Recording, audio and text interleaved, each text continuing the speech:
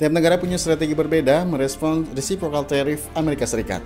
Ibarat arena balap lari, di garis start ada China, pelari yang sudah terbiasa berlari cepat, punya kekuatan fisik dan stamina yang luar biasa.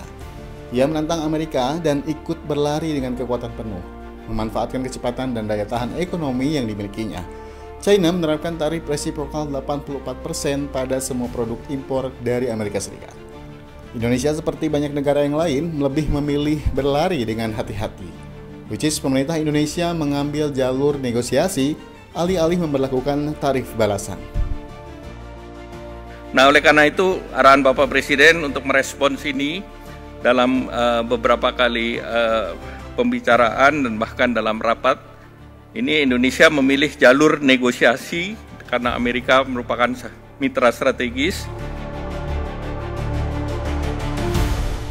Amerika Serikat adalah mitra strategis Indonesia dalam urusan ekspor-impor. Pilihan negosiasi dan diplomasi ke Amerika Serikat di tengah pusaran perang dagang dianggap sebagai pilihan yang relatif aman bagi kondisi perekonomian Indonesia. Kendati ekspor Indonesia hanya menyumbang sekitar 25% dari PDB. Angka yang relatif kecil dibanding dengan negara lain seperti Vietnam atau Singapura. Namun demikian, ekspor masih punya peran penting bagi pertumbuhan ekonomi. Perlu diingat, Amerika Serikat menjadi tujuan ekspor Indonesia terbesar kedua setelah China. Indonesia punya komoditas penting seperti tekstil, alas kaki, dan perlengkapan elektrik. 3 komoditas utama ekspor Indonesia ke Amerika Serikat.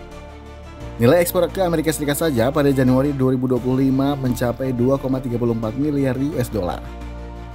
Bersikap keras terhadap kebijakan tarif Trump bisa bikin produk-produk Indonesia kehilangan daya saingnya di pasar internasional. Bila tak disikapi dengan cermat, dampak negatif lain yang bisa terjadi adalah risiko perlambatan ekonomi hingga meningkatnya PHK.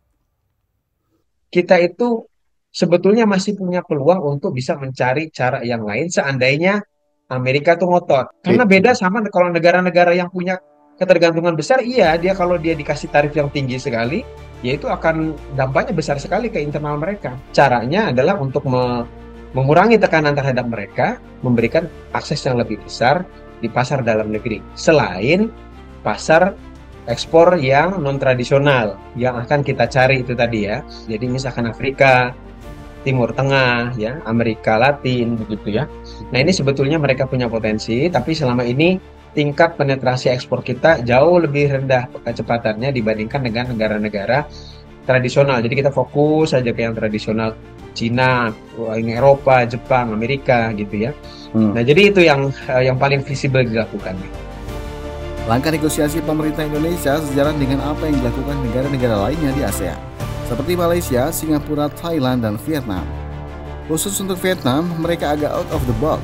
Mereka menawarkan memangkas tarif terhadap produk Amerika Serikat hingga 0%.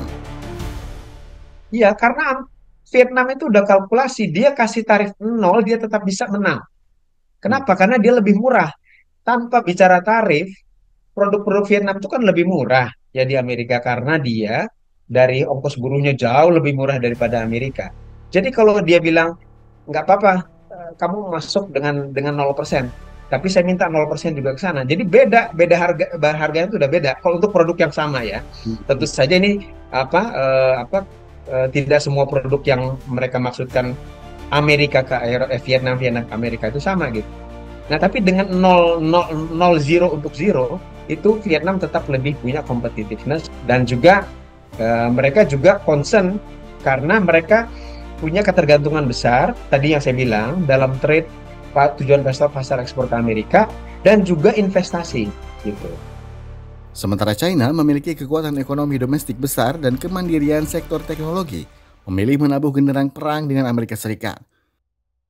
China dapat bertahan dalam perang dagang berkat kekuatan pasar domestik yang besar. Dengan lebih dari 1,4 miliar penduduk China mampu meningkatkan daya beli di dalam negeri.